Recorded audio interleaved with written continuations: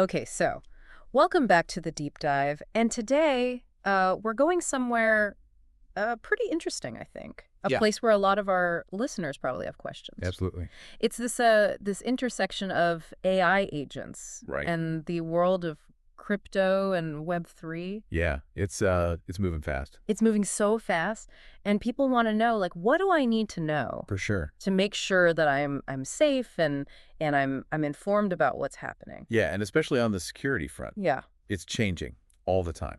So when we talk about AI agents, we're not talking about just like basic bots Right. that do like, set tasks. Yeah, These are AI agents that are increasingly sophisticated exactly. because of large language models. Yeah, they're developing these really interesting cognitive abilities now, Yeah. and it allows them to handle all sorts of operations that they couldn't in the past. Autonomously. Like Yeah. they can observe an environment, make decisions, Right. and then act on those decisions. Right. So, And this is starting to be integrated with blockchain technology, DeFi. for sure, and I think the appeal there is obvious. Yeah.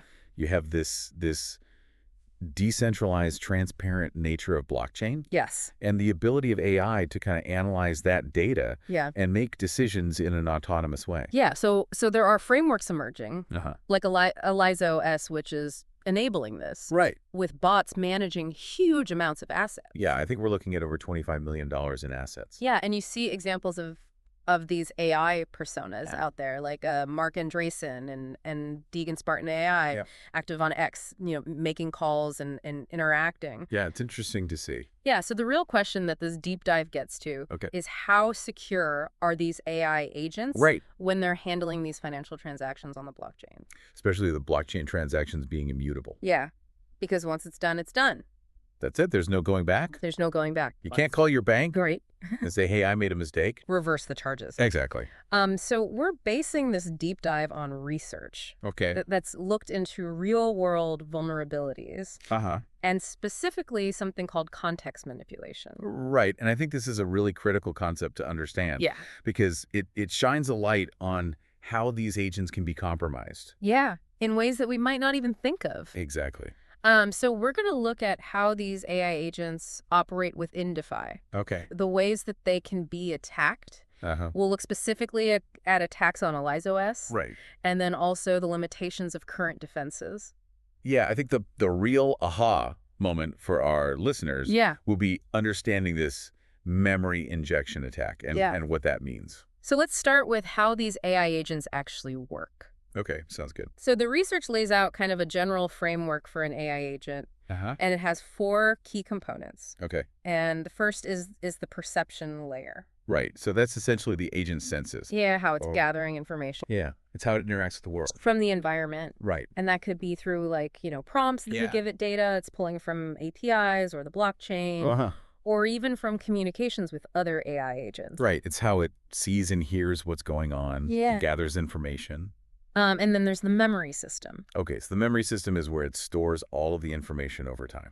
Yeah. And not just recent stuff. Right. Like it could have a built-in knowledge base, Yeah. like things the agent always knows, Uh-huh. but also a history of its past interactions Exactly. and decisions. Yeah. So it can learn and refer back to that Yeah. as it makes decisions in the future. And then there's the decision engine.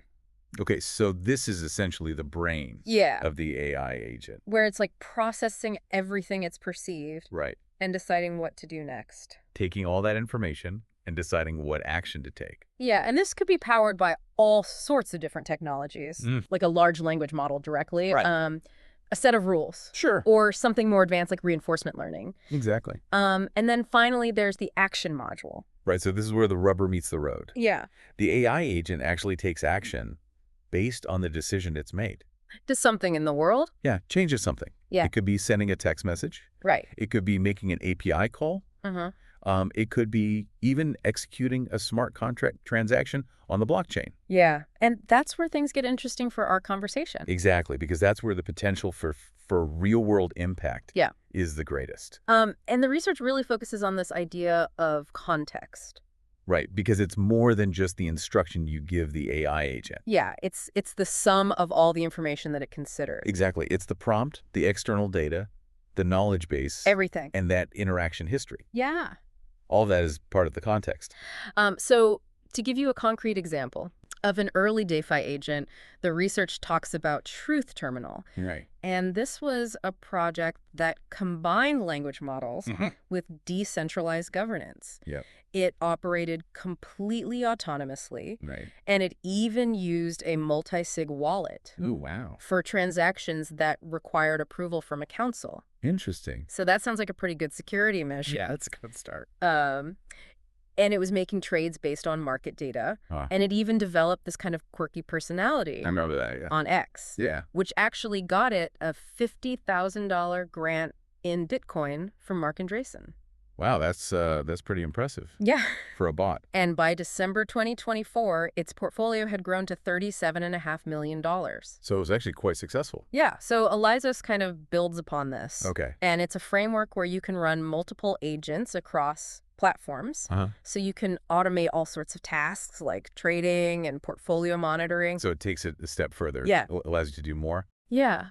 So now that we kind of understand how they work, Okay. let's talk about how they can be attacked. Right, because that's the big concern here. Yeah. Especially when you're talking about finance. Exactly. And the research really stresses the importance of a threat model. Okay, what's a threat model? So a threat model is essentially a way of systematically thinking about the potential risks. Got it. So identifying the vulnerabilities and how they could be exploited. So they break down the attack objectives into 3 areas. Okay. Safety, liveness, and privacy. Right. Safety being like preventing the agent from doing things it shouldn't. Yeah. Unauthorized actions. Liveness is making sure that it keeps working. Keeps running. Doesn't fail. Doesn't get stuck. And privacy is about protecting the information. The sensitive data. Yeah. But our deep dive is going to focus mainly on those safety attacks. Okay, so the ones that could cause real financial harm. Exactly. Got it. So within those safety attacks, they have 3 main categories: context manipulation, malicious model deployment, and action space exploitation. All right, so let's break those down. Yeah, so context manipulation is all about interfering with the information that the agent uses to make its decisions.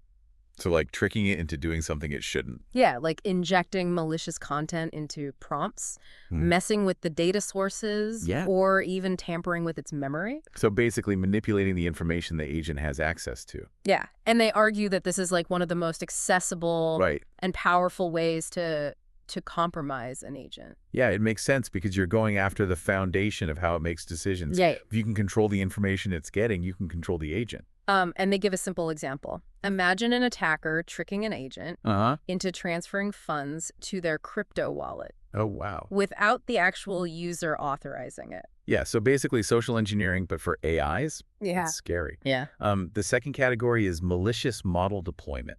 Okay, so this is more about the AI model itself. Yeah, so attacking the model itself. Like training it on bad data or introducing backdoors. But for the scope of this research, they're assuming that the agent builder is acting honestly. Okay, so they're not looking at cases where the AI is intentionally malicious from the start. Exactly. Got it. And the third category is action space exploitation.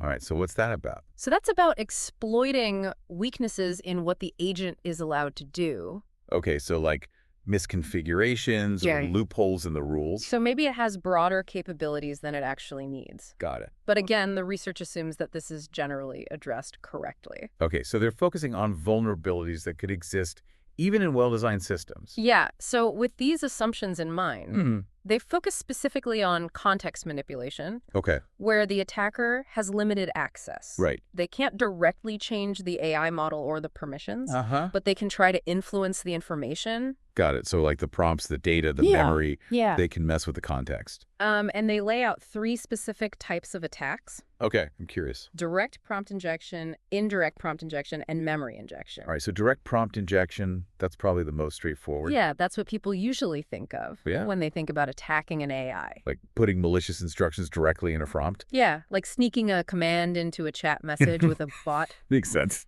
And then there's indirect prompt injection. Okay, so what's that? So this is more subtle. The malicious instructions aren't given directly to the agent. Okay. They're hidden in external data sources that it accesses. Interesting. So if the agent is browsing the web or getting data from an API, an attacker could inject prompts into those sources. Wow. So you don't even have to interact directly with the agent? Yeah. You just poison the well, so to speak? Yeah. That's clever. But the one that's really novel and concerning Is memory injection. So what's different about that one? So this is where attackers manipulate the agent's memory Oh, wow. of its past interactions Interesting. to mislead it in the future. So it's not about an immediate action. Right. It's about planting something that will affect the agent later on. Yeah, it's like a delayed reaction. Yeah, got it. And this can have some really serious consequences What? because the agent might use this corrupted information across multiple interactions. The attack could spread to other users. Oh, wow. Or even other platforms. Yeah, because if it's in the memory, right. It's not like a one-time thing. Yeah, and because it's stored in memory. Right. It's not like a suspicious prompt. Yeah. It's much harder to detect. That's a really insidious attack. Yeah. It's like a sleeper agent. So let's look at a specific case study that the research does on ElizaOS. Right, because this is a real-world system. Yeah. So as we said, it's open source modular, written in TypeScript. Specifically for building these agents in the Web3 world. And it's actually being used, so it's not just theoretical. And they explain that it has several key components, providers and clients, which are like that perception layer. Yeah, bringing in information and communicating. The agent character file, right, which defines its personality. Yeah, how it makes decisions. Memory management for handling all those past interactions. And plugins for specific functionalities. Yeah, like interacting with smart contracts. Yeah, that's the action module. And one good thing they point out about ElizaOS is how it handles sensitive information. Like what? So things like private keys for crypto wallets and API keys for online services are kept separate from the language model. Interesting. In these sandboxed plugins. Okay, so the AI can't directly access them. Yeah, it has to go through the plugin. Got it. And this was actually confirmed during their experiments. So it actually works. Yeah, that's good. And this is important. While this protects the data itself, they found that ElizaOS is still vulnerable to attacks. Oh, no. Coming from external sources. Because of the plugins. Yeah, okay. Specifically indirect prompt injection. Right, so it's not that the data itself is exposed. Right. It's that the AI can be tricked into using it in a malicious way. So they set up an experiment to show this. They connected an ElizaOS agent to an X account. Okay. And gave it access to an Ethereum wallet on the Sepolia testnet. So a simulated environment for testing. And when they included a malicious prompt in an X reply, ElizaOS actually executed an unauthorized transfer on the testnet. So it worked. Yeah. Even though the data was sandboxed? Yeah. The AI was still tricked. And what's even more concerning? Oh, no. They did the same experiment on the mainnet. With real money. Yeah, and ElizaOS made the transfer again. Wow, so this is a real vulnerability. Yeah, and they have a transaction record on Etherscan to prove it. So people can actually verify this. Yeah, and this has some serious implications. Yeah, for sure. Firstly, it means these attacks can lead to real financial losses. Absolutely. But it also shows a bigger problem. Yeah. Even with those sandboxed plugins, the language model is still the one deciding when to use them. Right. Based on the input it receives. And if that input is malicious, the AI can be tricked. So in their setup, the LLM was analyzing those X replies. And it didn't recognize the malicious transfer request. It just saw it as a normal instruction. Yeah. That's a big problem. So what about defenses? Right. How do we protect against this? So they explored a few possibilities. Okay. One is to restrict what the plugins can actually do. Right, so like limiting its functionality. Yeah, so for example, you could disable the ability for the agent to send crypto, but still allow it to receive or check balances, right? But this obviously makes it a lot less useful. Yeah, if you want an agent that can actually manage your money, that's not very helpful. Another option is to try and make the agent smarter Okay. at identifying and ignoring malicious prompts. So it can still do everything it needs to? Yeah, but it's more secure. Got it. And one way to do this is called defensive prompting. Okay, so what's that? So this involves wrapping any external data that the agent receives in special tags, like data tags. And then you explicitly tell the LLM to treat anything in those tags as potentially untrusted. Interesting. So you're basically telling it to be careful. Yeah, like a warning sign. And they even give an example of a prompt. Okay. That you could use to make it more cautious. So you're training the AI to be more discerning about the information it receives. But here's the big finding. Uh-oh. Even these defenses aren't enough. What? Against more sophisticated attacks. So they found that if the agent owner had recently made a legitimate crypto transaction or a different channel. Like an API call. Yeah. Okay. Then these prompt-based defenses failed to block a malicious request. Wow. So the agent's own history can be used against it? Yeah, because ElizaOS stores the entire conversation history. The whole thing. In an external database. And that's shared across everything. So across sessions, conversations, apps, users. Everything. Wow. So a recent legitimate transaction can make a malicious one seem credible. The AI sees that it did something similar before. Right. So it doesn't think it's suspicious. And the LLM just doesn't verify the user's intent. Against any security policies. So prompt-based defenses just aren't enough. Wow, that's a big problem. Yeah. And this brings us to memory injection. Okay, so now we're getting to the really scary stuff. Yeah, so because that memory is stored externally, an attacker who gets into the database can insert malicious instructions. Right, or even fabricate the entire history. Yeah. Wow, that's wild. And they detailed two main ways this can happen. Okay. The first is memory injection via prompt injections. So you can still use prompts to do it? Yeah, so because of the plugin architecture, you can target a specific plugin. Okay. And the prompt injection introduces this fake history formatted to look like ElizaOS's normal memory. So it blends right in. Yeah, and by putting it between benign prompts, the agent won't act on it immediately, but it stores it for later. Got it. So it's like a time bomb. Yeah.